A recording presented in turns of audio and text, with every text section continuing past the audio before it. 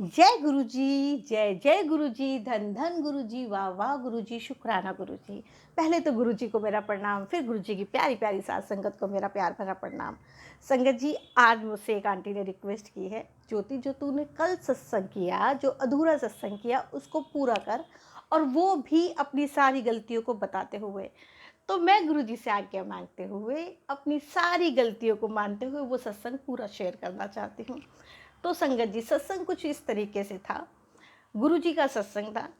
गुरु जी के सत्संग पर सभी संगत के यहाँ से फ़ोन आ रहे थे कि भाई इस बार सत्संग बहुत ज़्यादा होनी है, मेरे घर से इतनी आनी है, मेरे वहाँ से इतनी आनी है, मेरे वहाँ से इतनी आनी है। और मैं भी खुश होकर सत्संग की तैयारियाँ करने लगी कि भाई बहुत संगत होगी इस बार, ऐसा इंतज़ाम करना है, सोफ़ा निकाल देना है, ये कर देना है, वो कर देना है, पूरा घर खाली कर कर मैंने सत्संग संगत का पूरा बना दिया कि इतनी संगत होगी, वो बैठ जाएंगे।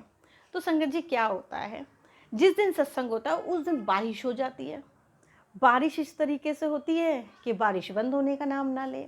अब सत्संग हमने आधा घंटा आगे कर दिया।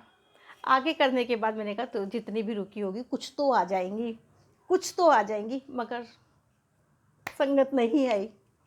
संगत नहीं आई तो अंदर अंदर मन को ये होने लगा, मुझसे कोई गलती हुई है जो गुरुजी ने आज संगत नहीं आने दी। मुझसे कोई गलती हुई है जो आज गुरुजी ने संगत नहीं आने दी। सत्संग स्टार्ट हो गया, आधे घंटा लेट कर कर वो सत्संग स्टार्ट हो गया। अब सत्संग क्या स्टार्ट हुआ, मेरी नज़रें गुरुजी की तरफ तो थी नहीं, मेरी नज़रें गेट की तरफ। अभी संगत आएंगी, अभी संगत आएंगी, अभी संगत आएंगी। संगत पहुँचे तो आए ना। मैं गेट की तरफ नज़र लगाकर बैठी रही, संगत का इंतज़ार करती रही। क्या होता है संगत जी, आधा घंटे का सत्संग निकला तो एक आंटी आती हैं। आंटी आती हैं, वो बहुत धीरे धीरे धीरे धीरे धीरे चढ़ चढ़ कर आ रही थी। वो जितना धीरे धीरे चढ़ चढ़ कर आ रही थी, मगर उनकी जबान उतना ही ज़्यादा तेज तेज चल रही थी। अरे सत्संग यही है, अरे सत्संग यही है कि, अरे सत्संग यही है, ऐसे करके। मैंने कहा हाँ आंटी आ जाइए। अब आंटी जैसे ही आए, उन्होंने अंदर गए, हाथ जोड़े और आकर बाहर बैठ गए मेरे साथ। बैठ गए तो आते ही मैंने कहा, बोलती है कि रोटी बना ली। मैंने कहा हाँ जी आंटी बन गई, सब कुछ तैयार है, कुछ ऐसी बात नहीं। कहती रोटी बना ले।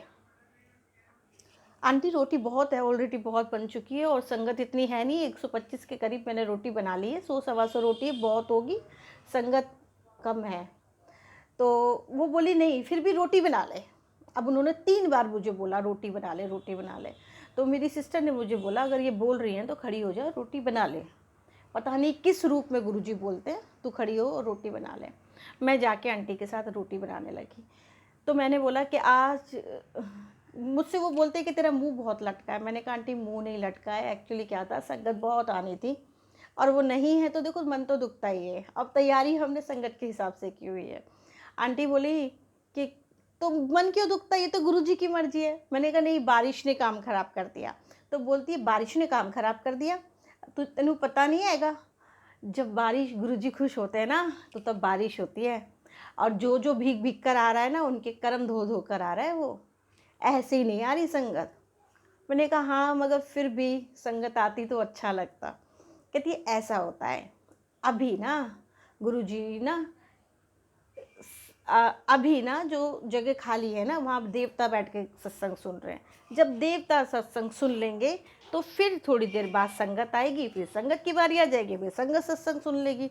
मैंने कहा हाँ अभी तक तो आई नहीं है, आधे से ज़्यादा सत्संग हो गए होने को आ रहा है, आप कह रहे हो अब सत्संग, अब संगत आएगी। अब क्या ही संगत आएगी, अब नहीं आ रही संगत। तो मैं और आंटी बाहर सोफे के पास बैठ गए तो थोड़ी देर में ही हम देखते हैं कि संगत आनी शुरू हो गई।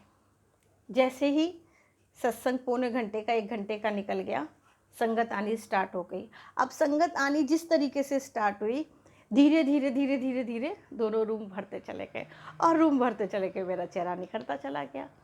अब मैं आरती की थाली लेकर अंदर गई, और हमारे जैसे गुरुजी की आरती हुई और आरती के बाद मैं बाहर आई और मैंने देखा वो आंटी तो थी ही नहीं। और वहाँ गलती मेरी ये थी, जब वो आंटी बहुत ज़्यादा बोल रहे थे तो मैं आंटी को बोलती आंटी प्लीज़ चुप हो जाइए, संगत डिस्टर्ब हो रही है। और मुझे थोड़ा सा अटपटा भी इसलिए लग रहा था क्योंकि उस दिन मैं बहुत उलझी हुई थी और बहुत दुखी थी कि संगत नहीं थी। तो इस करके मैं आंटी से अच्छी तरीके से बात नहीं कर पाई।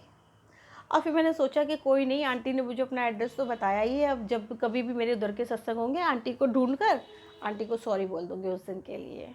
मगर चांस की बात यह है कि उस साइड के मैंने फिर सत्संग स्टार्ट कर दिए जाना कि कभी ना कभी तो टकराएंगी, आंटी को सॉरी बोल दूँगी। मगर उस एरिए में, जो इस एरिए का आंटी ने मुझे एड्रेस बताया था, मुझे आज तक वो आंटी नहीं मिली हैं और ना ही वो आंटी दोबारा कभी सत्संग में आई हैं।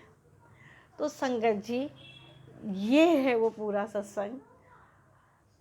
आंटी ने मुझे इतना समझाया, जब संगत नहीं होती है तब देवी देवता सत्संग सुनते हैं। तो संगत जी, कभी भी अपने मन में ये बात ना आने दीजिए कि संगत कम आई है या आप अकेले सत्संग कर रहे हैं। गुरु जी ने हर संगत को किसी न किसी तरीके से तारने का काम कर रखा है।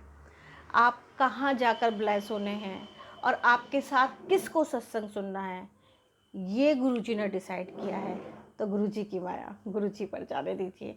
तो इसी भाव के साथ संगत जी सत्संग ज़रूर कीजिए। जय गुरुजी, शुक्राना Guruji, I love you Guruji, bye bye संगत जी, बाय बाय।